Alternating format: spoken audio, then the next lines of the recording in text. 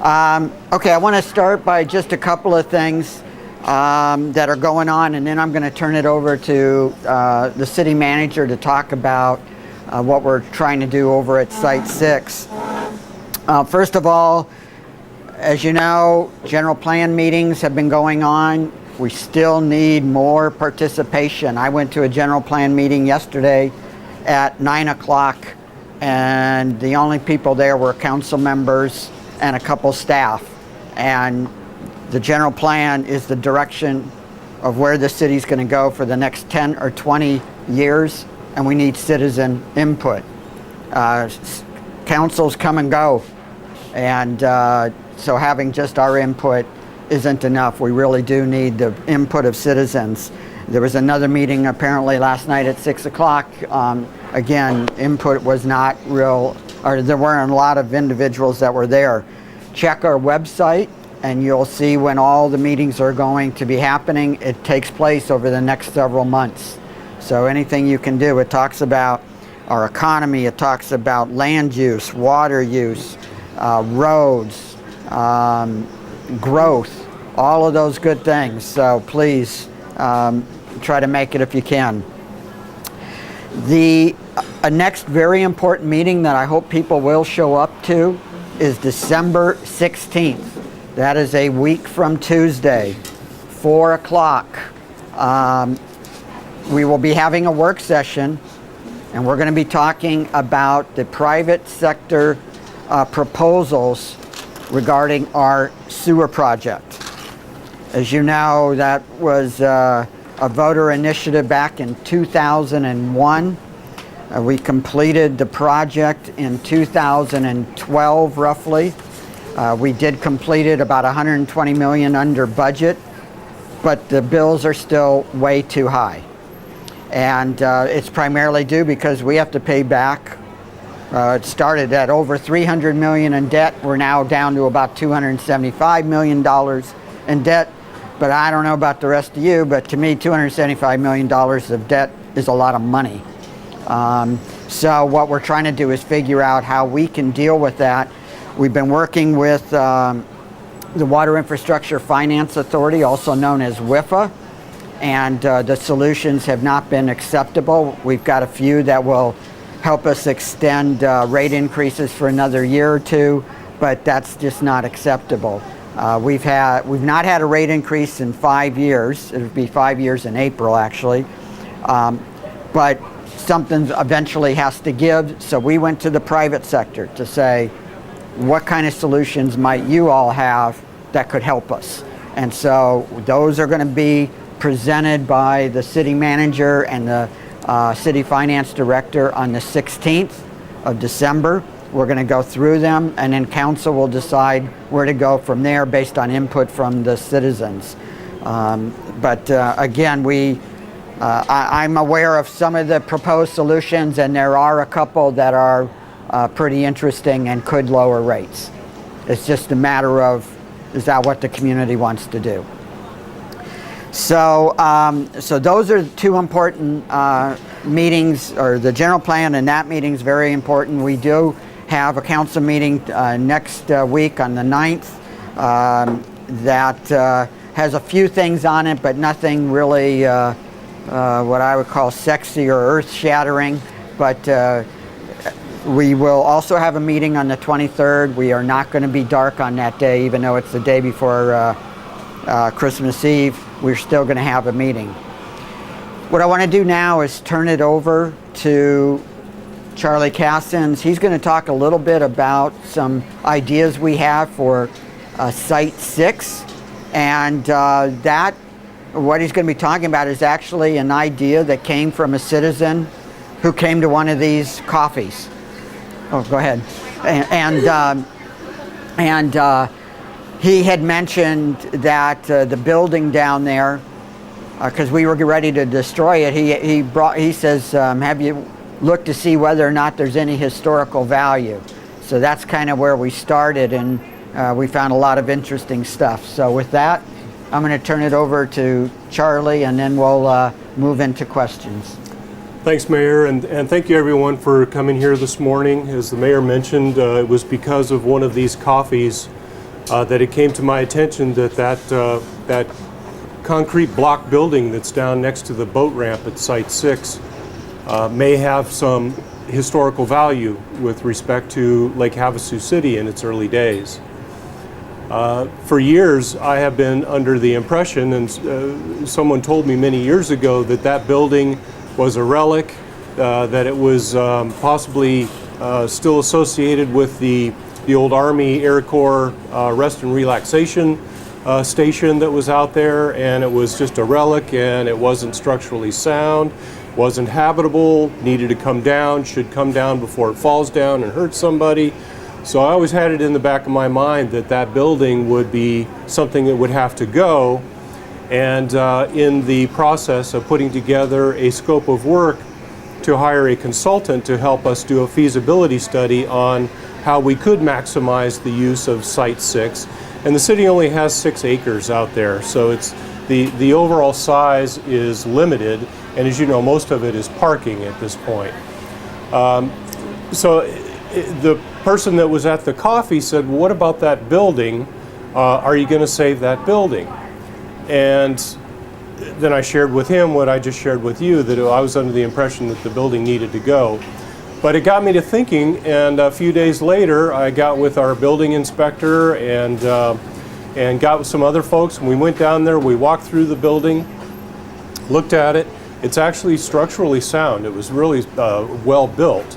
And at the same time, I had inquired at the museum of any information that they might have in their archives regarding that building, where it came from, when it was built, have any presidents slept there, is there anything significant about that building? Should we be paying attention to that building?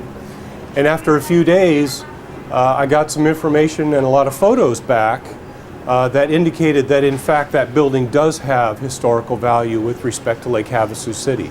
That was the first building that McCulloch built in Lake Havasu City, and McCulloch and his crews built that building to be the outboard motor test facility that you've heard so much about, that essentially was the nucleus that started the rest of what we all enjoy here today. So a light bulb went on, of course. We not only need to save that building, we need to make it great, we need to celebrate it, we need to use that building as a place to celebrate McCulloch's contribution. I mean, he started the whole thing, and that's where it all started. That's where the first brick went down in Lake Havasu City. So the money that I had otherwise apportioned for this feasibility study got with staff, and we decided we're going to rewrite the scope of work for that consulting contract with a focus on that building. Let's not look at the entire site and assume that the building goes away. Let's look at the building and come back with a report that tells us what we can do to really maximize the utilization of that building. Not restore it because it's ugly, but to maintain it, to turn it into, to repurpose it, so to speak. There's about 10 small kind of motel room design on the top floor. Most of that, some of those walls have come down. It's a mess inside. It's been used for storage for years. It's in a state of serious disrepair, to be sure, but the bones of the building are still strong. And there's about 7,000 square feet of structure there that we could utilize. It's not very wide, but it's very long. And so standing there with a creative eye and trying to imagineer what could happen out there, in my mind's eye, I see on the top floor a nice big open space, kind of like the Bridgeview room at Chagrew's, a nice big open kind of meeting space with a coffee bar or a temporary or an occasional bar type environment, along with an outdoor space with patios, because the views there obviously are beautiful. We open up the long end of the building that looks out over the lake and make a patio environment there, extend the patio out to towards the boat ramp itself, have an outdoor space, and then down below there's enough space for a small convenience store where people could buy ice and beer to fill up their ice chest before they go boating, and then the other half could be used as a cocktail bar or a bar, either a full-time bar or an occasional bar. And so that's just kind of the vision at this point. And I'm very excited to get back some architectural renderings and start those creative juices going and invite the community in on it, and hang some pictures of the old airport and the old outboard motor site, and decorate the place in kind of 60s decor, and kind of really celebrate the old McCulloch era that building came up out of the ground. The building we found was constructed in 1958. It was occupied in 1959, and we don't have any construction drawings. There probably never was any, but it appears that the building was very well constructed. So that's an exciting project that I'm hoping the community will embrace and help us really maximize that site. In other news, we're about to begin another project out by the skate park at Rotary Park. That is the dirt area that's up above. You know, there's two levels to the skate park. There's the bowl areas up above, and then there's the ramp areas down below. Up above, there's no handicap access to those facilities up above. So we have plans to extend parking up to that upper area, include ADA parking and access to the rest of Piccadilly Point, and we want to include some walking trails and maybe even a gazebo day use kind of area out at the end of Piccadilly Point out there, and continue to maximize the usefulness of that whole area.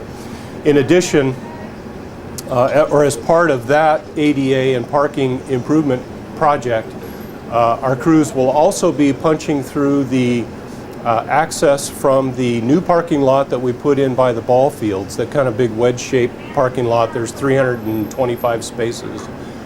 Where it comes to a point up near the aquatic center, it's very close to the parking lot that is up at the Community and Aquatic Center, and we want to have a through access there and connect the parking, include pedestrian access, so that we can maximize the usefulness of all of that area down there, and that way the events at the community center could also have access to that new parking that we put down there by the ball fields.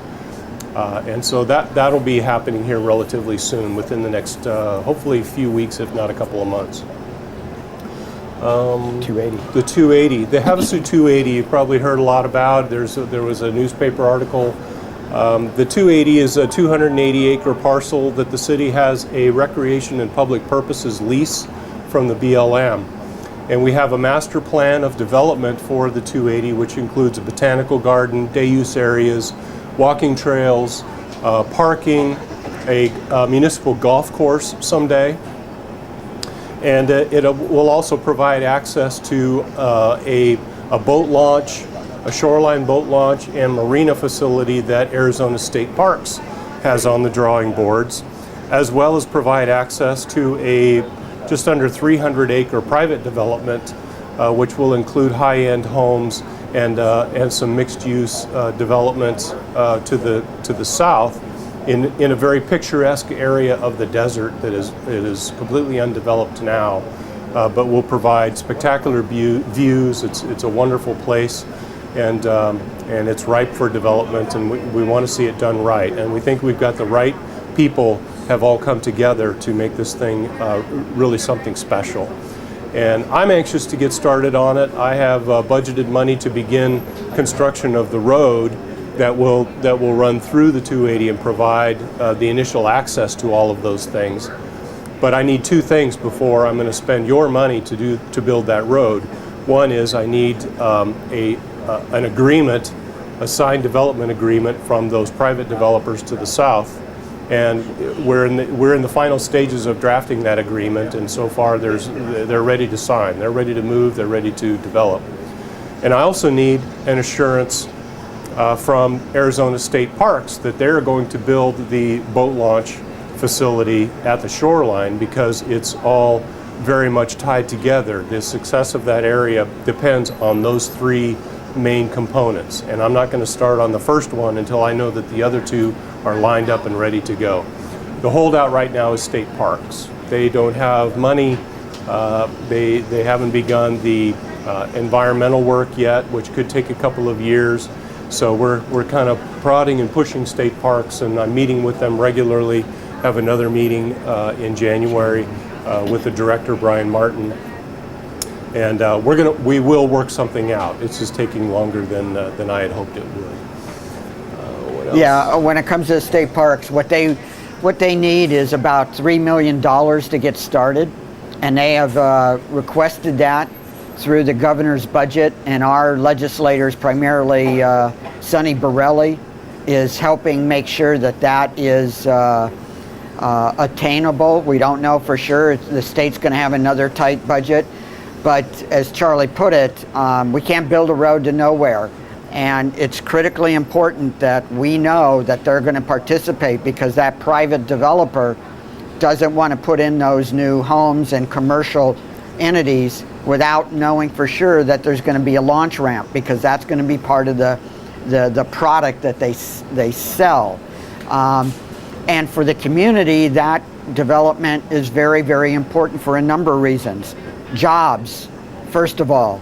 Second of all, there will be additional residences that then get hooked to the sewer and help us pay for the sewer project. So, and then there will be commercial businesses as well. So again, more jobs. So it's not just the jobs to build, but the ongoing jobs. So that is going to be a critical project, but as Charlie mentioned, we're not going to do it until we are assured that state parks has the money to move forward. Eventually, they actually want to put a marina there.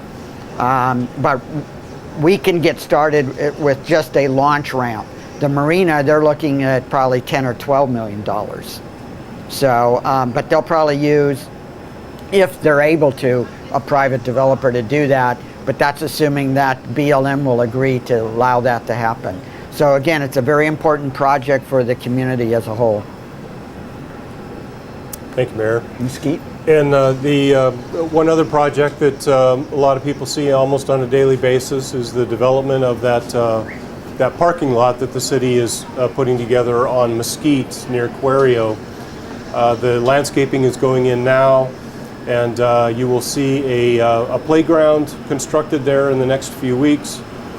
You will also see a bathroom being constructed on the little pocket park site there, and as well as a grassy area that is actually the stormwater retention basin. We decided instead of just having a rock-lined stormwater retention basin, that we would have a little grassy bowl that could be incorporated into the play area for the kids. And there will also be a splash pad similar to the one that's out at the mall. And so we're going to, instead of just having a big blacktop parking lot out there, it's actually going to have a park site. It's going to have connectivity directly adjacent to the Pima walking path. So it'll have connectivity to ASU, provide parking for special events, and also a much needed public bathroom in an area where there aren't any. And we also have plans to put in another public bathroom on the McCulloch Boulevard side of that site, kind of in the parking lot area that's adjacent to Edgardo's Jewelers there. So those are the projects that are underway. Be happy to answer any questions unless you want to add anything, Mary. Just one other announcement before I forget, and my assistant gets mad at me. On the 19th of December, down at the Aquatic Center, we will be having a community dinner. This is not funded by the city or taxpayer dollars. This is just simply funded by people who want to enjoy company with their neighbors. This is, I think, the 12th year. Traditionally, we have anywhere from 500 to 800 people show up for dinner. We're expecting about 700 this year. So we welcome all of you who are interested in just coming down for a community dinner. We have 3 chefs that have volunteered. We have a lot of city staff, council members, myself who are volunteering. The interagency has volunteered much of the turkeys and hams and whatnot. If any of you are interested in donating to the cause, we accept donations as well, because again, this is just put on by community volunteers and not taxpayer dollars. But we would welcome you to come down for that dinner. If you want to volunteer to help serve or decorate or clean up or all the rest of it, love to have you for that as well. So again, that's the 19th, which is a Friday, and it starts at 6 o'clock, if I remember right. Is that right? 6 o'clock. So, okay, with that, we'll open it up for questions. Chuck, you always have a question. Come on. What are they putting in next to the new Checkers? That's going in by Big 5. Oh, They're it's grading a lot next to it. Anybody know what's going in there? that's O'Reilly's. I know about the O'Reilly's. If they're grading the lot next to where the O'Reilly's is going up, I'm afraid I don't know, but I can find out for you, Chuck. Yeah, there's an O'Reilly's going in down there, but Right. but if, like Charlie said, if they're also grading another lot, I'm not sure. I'll have to go to the building department and find out what's planned. So, and maybe nothing. Maybe they're just grading for now. So. What, on the donations for that community dinner, where do we bring them? Oh, great question. They're tax deductible if you make them out to Abundant Grace Church. And Abundant Grace Church is the church up on the hill on McCulloch Boulevard. Near the Elks. So you can drop them off there. You can drop them off at my office. But if you make it out to the church, because the church is helping us with this, then it's tax deductible. So they don't want actual food, they want the money? At this point, we've got food pretty much, all the turkeys and hams, the meat are covered. The money is going to go to other things like potatoes and vegetables and bread and whatnot, and we're purchasing that through Shamrock, who's giving us it at their cost, but that's what the money's for, is to help us pay for all that. And decorations, and we're going to try to do some things for the kids and that sort of thing. In years past, the community Christmas dinner was all done with food donations. Some of us used to bring a turkey or a ham or a pie, and unfortunately, health department regulations have made that impossible anymore. So we can't do that anymore. Best thing we can do is contribute the money, and then we hire it out professionally. Yeah, because people, they used to cook a ham or a turkey at home and bring it in, and health department basically said you can't do that. It has to be done professionally. And I do have to give a shout out to the Golden Corral, because they're going to cook for free all the turkeys, and there's about 25 of them that we'll have, and we'll have probably pretty much an equal number of hams. But they've agreed to cook all of those turkeys, which is not an easy feat over the holidays. So, and then we're going to pick them up using a catering truck. What if we want to donate some toys or something for the kids? You said you want to do something for that. You can. The problem is we don't know how many kids are showing up. We have no idea, and so it's, candy canes would be good, because we are going to have a Santa. There will be a Santa, and then the Santa can give away a candy cane or whatever, or maybe lots of chocolates, so when they go home they'll be all sugared up for the parents. What the heck, it's the holidays. You might as well have a little fun with it. Other questions? Yes, sir. Two questions. Sure. What's the standalone building at the mall that we're building out by the highway? It's a mattress store, Oh, okay. Yeah, mattress firm. All right. yeah. Second question, I sent you an email a couple months ago about you guys rebuilt the wash behind Easy Street Industrial. Have they been back out there? I'm there every day. Yeah. And part of it washed away during the summer. Right. I hadn't seen any movement on that unless you did it in the last day or two. Well, I know that it's on the list. Okay. So you might need to be patient. We've got our guys are spread really thin. So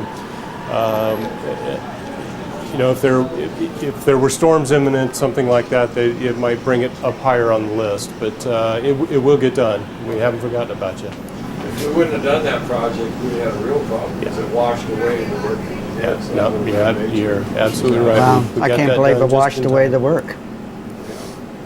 Okay, we'll have to find another solution, I guess. Well, it might be a little bit more robust of a repair this time than what we had before. Yep. That is a common problem. Unfortunately, throughout the community, the washes are beginning to widen out and beginning to threaten property. And we've talked to our congressman about it. I think it's going to be a long-term discussion because as a city, we can't afford to fix these washes that are under the jurisdiction of the federal government. So we think they're the ones that need to fix the washes. Other questions? Boy, this is an easy group this morning. Yes, ma'am. There's a road on Acoma right before Saratoga, Calypso or something like that.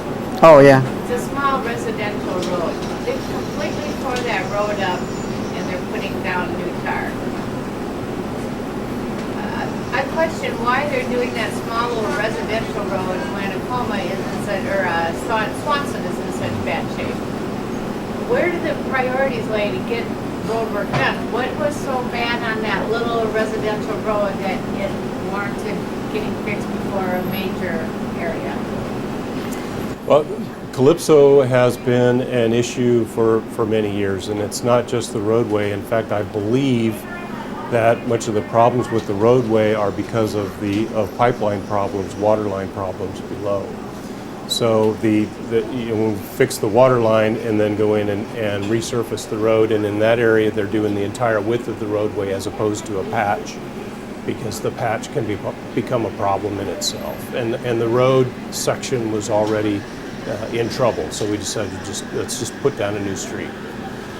Yeah. And what we do is, it isn't that we just willy-nilly pick a street.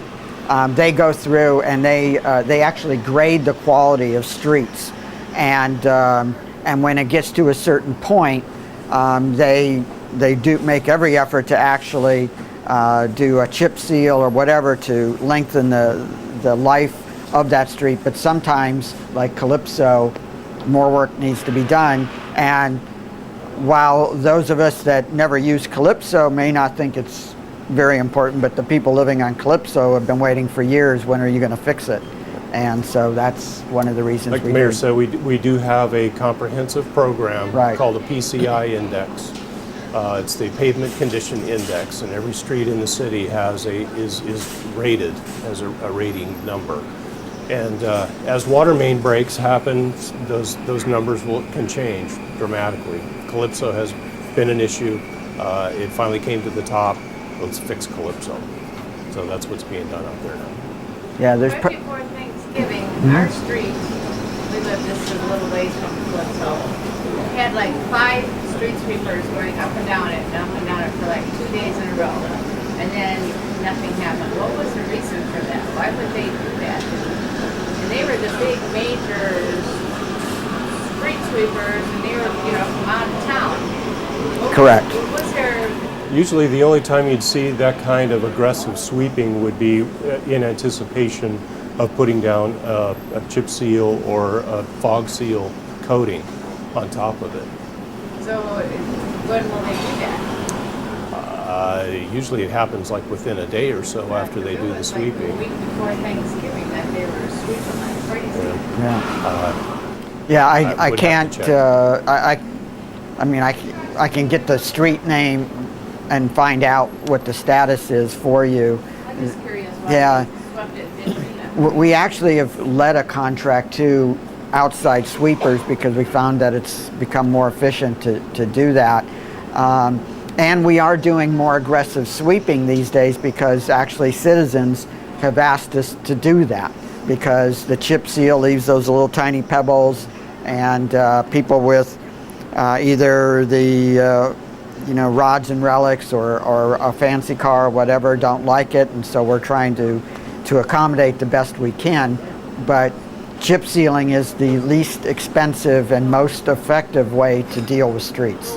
I mean, I know for some they get those pebbles in their driveway and they don't like it, but it saves hundreds of thousands of dollars chip sealing as opposed to repaving or all the rest of that good stuff. It adds about 7 years to the life of the pavement at the least cost to other alternatives.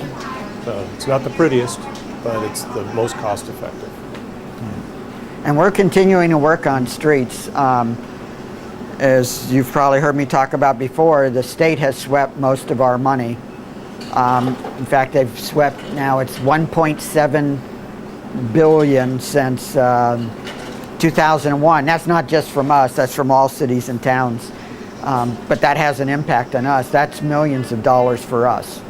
And what bothers me about it is we've already paid for that through our gas tax, and now we're paying again through sales tax because they took the gas tax money, so now we're having to pay again to just refurbish our streets.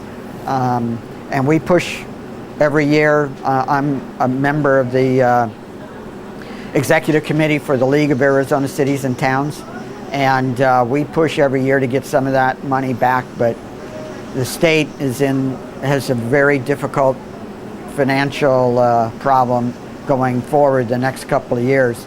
So frankly, I don't expect to see anything coming forward. So, yes, ma'am. Is there any plans for Swanson right now to improve the street? The answer is yes. Do you know what the status is, Charlie?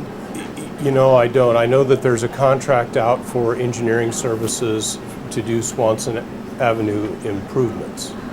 I'm not sure what the timeline is at this point, but yes, there is light at the end of the tunnel for Swanson. The whole Swanson, Mesquite, McCulloch Boulevard area that was part of a study called a para study, and we're going to be taking sections of the areas that were included in that study and making specific improvements, and I believe that the design contract is out now.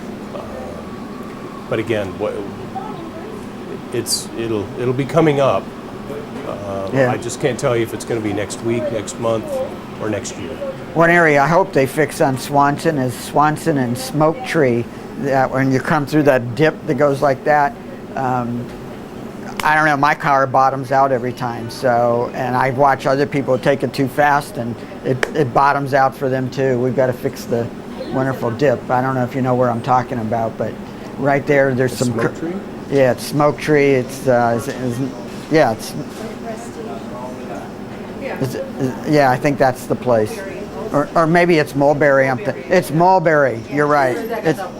Yeah, the Mulberry.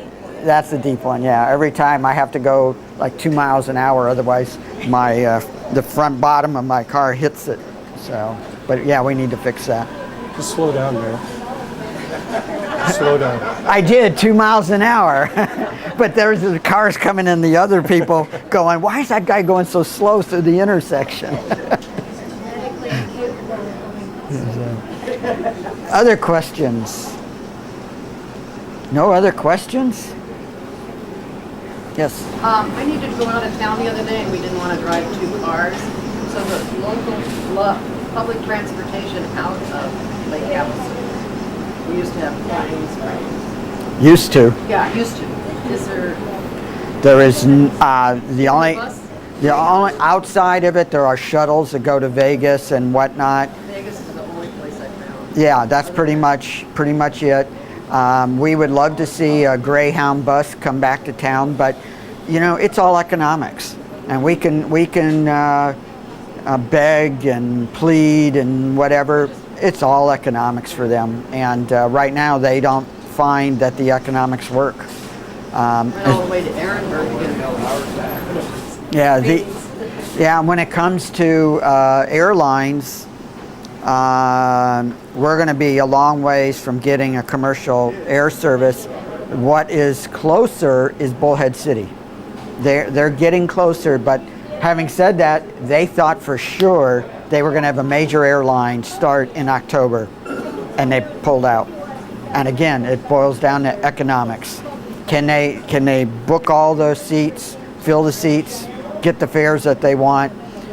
We're actually helping to the extent we can Bullhead because they're a lot closer to getting an airline, and I'd rather drive 1 hour than 2.5 hours. So if they're able to pull it off, we're willing to help them. And the only way they're going to get it is they're going to provide subsidies. The community has pledged about $750,000, and which is kind of unfortunate. Well, you have to do it that way. That particular grant that they were going for, that they were pretty hopeful of getting, they weren't successful. Yeah, So just have to keep trying. yeah, exactly. Other questions? You probably read in the paper, motorsports facility is continuing to move along. They're working on their engineering studies. It's a long-term process. But it again, as they said in the paper, that is that's privately funded, not city funded. But the only thing the city's involved in is we will lease them the land where the facility will be located, and we're hopeful that it won't just be them, but possibly Lucas has shown some interest as well in an off-road series. Mm-hmm. So we'll see. Yes, sir. I was wondering, I've heard, I've been out of town for the last few weeks, but there's a rumor that they're going to privatize wastewater and water. Is that true, and is there going to be a hearing about that? Yes, there is. First of all, no, it's not true. Because privatization to me means we're going to sell it off. And we don't have any interest in doing that at all. On December 16th at 4 o'clock, we're going to have a work session to talk about private sector solutions that have been proposed to the cities regarding sewer and water. And some of those have suggested private operators, not selling off. So in other words, you would hire people that typically actually then hire your own people, but because they have economies of scale of purchasing and all the rest of it, utilize, they can realize some savings. Now, we're going to look at that, but we don't know. Our system's pretty new, and so the savings versus an old system probably are not as great. But we're willing to listen and hear what they have to say. But we've seen a few people make those proposals. Typically, it would work if you combine both wastewater and water systems together, which we can do. One of the proposals that you'll hear presented does suggest, among other things, bringing in private operators, but still leaving control of rates with the community, the city council. So, which is an interesting proposal. I know about it. I think it was approximately 10 years ago that city tried that. And I think they used it for about 2 years and they canceled the whole thing. I don't think Bullhead ever did. Because, go ahead. I don't think Bullhead ever tried going that direction. You know, let's face it, there are good private operators and there's not so good private operators. And, you know, sometimes what you see is some of the private operators, the way they want to save money is by not doing current maintenance. Well, we're not interested in that. So if we decided to use a private operator, there's going to be very stringent controls on what they do to save money. John, I think the Bullhead City example, I believe what you're referring to is an area where Bullhead City annexed into an area that was previously served by a private company. And the question was, should the city, take on that system that the private company formerly operated? And the answer was yes, and they ultimately did that. But it wasn't because of a problem or something that was tried and failed. It was just a circumstance of an annexation. Yeah. But you're right. Yeah, I mean, I've heard that rumor out there too that we're going to sell off the systems. That's not our goal. That's not our goal at all. And I mean, with $275 million of debt on the wastewater system, how much could you get for it? Yeah, who would want to buy it? Although we do, in all fairness, one of those 11 proposals was to sell the system. Yeah, they wanted to buy just them. sell us your water and wastewater systems and be done with it. But that's not our goal. interest. And when you combine them, it's not so bad because our water system has very little debt. It's minute. But obviously wastewater has quite a bit. That's why our bills are high, because that's how we pay back the debt. But again, we're not interested in just selling them outright. We will entertain proposals on privatization, but only if it makes sense and only if the citizens are comfortable with it. You bet. Chuck. On the Motorsports Park, it said that they were eventually wanting to put in a oval track there. Does that mean the one at Sarah Park would shut down? The answer to that is, if that were to happen, the answer is yes. The whole idea would be to move the oval at Sarah to the north. The oval to the north, if they do that, would actually be, I think they want to do probably a half mile versus a quarter mile, or maybe even 3/8. It's a little bigger. Yeah, a little bit bigger. But I think that's a ways off. We're going to be renewing the lease for the oval out at Sarah. We'd like to see all the motorsports happen in one area, and then we'll utilize the oval area out at Sarah for other facilities, whether they be ballparks, soccer fields, whatever. So, but eventually we hope to get it moved out there, but we'll see. Anybody else? Have you heard on the track, on the drag strip, there's been talk about either 8 mile or quarter mile? Have you heard anything about what they want to put in or not? It's designed as a quarter-mile track. Quarter mile. Yeah, that I believe was necessary to get NHRA sanctioning, and NHRA has issued a letter saying that they will sanction this facility, but it needs to be a full quarter mile to do it.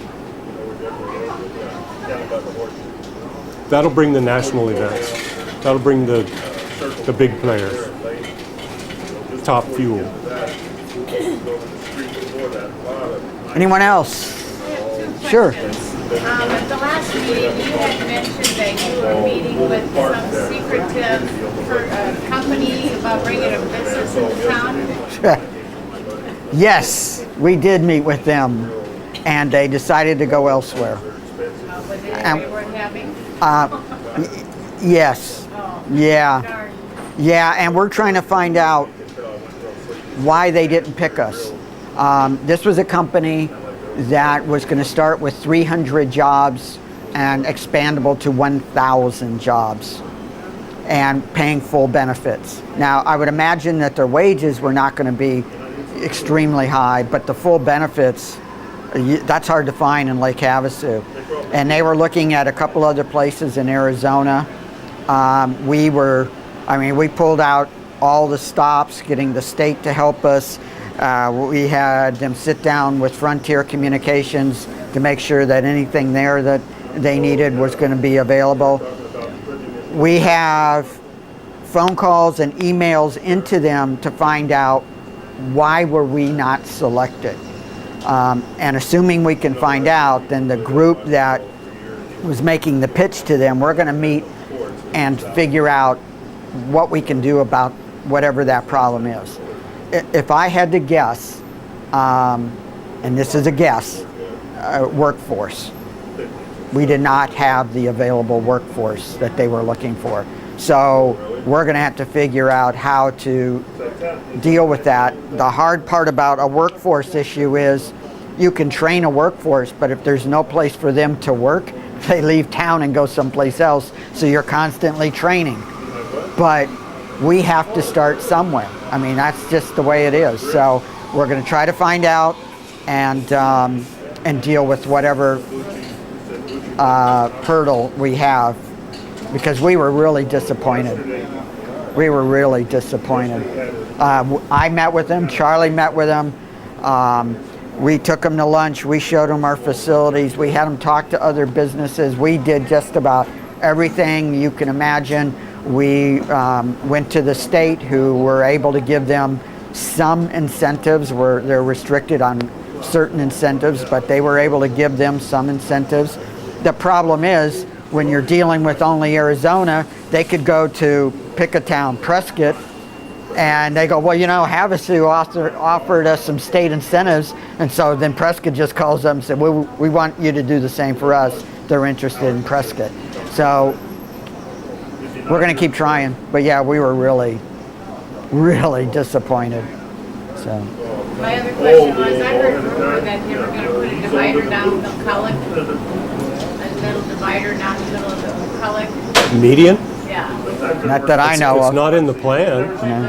It was part of the RUDAT study. It was one of the recommendations in the RUDAT study years ago. Was that 07? Yeah. And frankly, I think it would be a good thing. But when we talked about it and we're getting it ready to go to design and actually build it, the Main Street merchants came out of the woodwork and made it clear that they didn't want that. Well, if you had a middle divider, it would really cut down on what you could do for your different functions that go on that street. Well, that's debatable. Yeah, that's probably debatable. I heard that, you know, what would we do about the London Bridge Days Parade?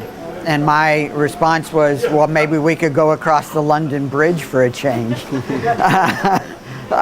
Because you could start, if you think about it, at Smoke Tree and McCulloch, there's a McCulloch going all the way down the street, and we use that for the parade. So we could actually go from there and in across the bridge for London Bridge Days Parade, which would be, you know, novel idea. But you know, it's so funny because some people love those medians, other people don't. The same time we were talking about putting in a median for McCulloch Boulevard, Eileen and I came from Folsom, California. And at the very same time that there was controversy about us putting in a median on McCulloch, in Folsom, the controversy was they were going to pull out the median, and nobody wanted them pulled out because you could put trees and it was beautiful. And so it just, I guess it's what you get used to. So, but the whole idea of the median initially as part of the RUDAT study back in 07 was to beautify the area through use of trees and whatnot on that street, and it also was a traffic control. It slowed traffic down. Calming. Yeah, because now you got a little more narrow space, and people, you go through a narrow space and they automatically slow down. So, but we're looking at maybe some additional bump outs. We're not really sure at this point. We're trying to work with the Main Street group to find out what is it that they want. Anyone else? What would you like to see on McCulloch Boulevard? I definitely would not agree that the medium would work, because we have so many functions that bring money into our whole town. You know, like for instance, the big boat show. You know, Right. Desert Storm. In the middle Yeah. of the street block, the boats would take up the street. Where would your pedestrians walk? You know, and like so many functions Sidewalks. go on downtown. Yeah. You know, you see that the whole area from the building to across the street to the building is packed with either the function vendors or people. And if you have a 4 or 5 foot medium down the middle of that road, that to me is more inconvenient than it is beautiful. Yeah, I mean, there's ways, there's quite a bit of room. The other thing that people would like to see us do is extend sidewalks. Bring them out so you can have outdoor dining and cafes and whatnot. Because right now there isn't enough room to do that. And the only way to do that is to make that street a little bit smaller, but then you're going to lose a little bit of parking and all the rest of it. You know, and it is a great street for events. But having said that, a lot of the merchants think we have way too many events down there. But all the events bring money into town. It depends who you talk to. Well, yeah. You know, some of those stores, they go, it doesn't do anything for me, but prevent my customers from getting to the store. Yeah, I know. I've heard all the stories. But I don't know. To me, the public It's a gathering place. is a neat place. Yeah, it's a gathering place. There's no doubt about it. And that's what you want your downtown to be. Absolutely. We're fortunate to have a downtown. Many communities don't. Yeah, look at Bullhead. When I talked to the former mayor, he just retired. He says, I'd give anything to have your downtown because we have nothing. Yes, ma'am. I was just going to mention, I've only lived here a couple of years, and when I first moved here, Potomac is a wonderful street, that area that gets closed. I don't know if the businesses realize that it's very hard to find a specific store or shop on that street because the trees hide the signs quite often. And I just thought that I'd give that input. Businesses are concerned about the events and whatnot, and about whether or not they're getting business or not getting business. Actually, the view of the signs are a little bit of a problem. Yeah, and they actually have the ability to change their signs. We've changed the code so that they could do these hanging signs that are way more visible. And some of them done. The bicycle shop did it. A few have done that.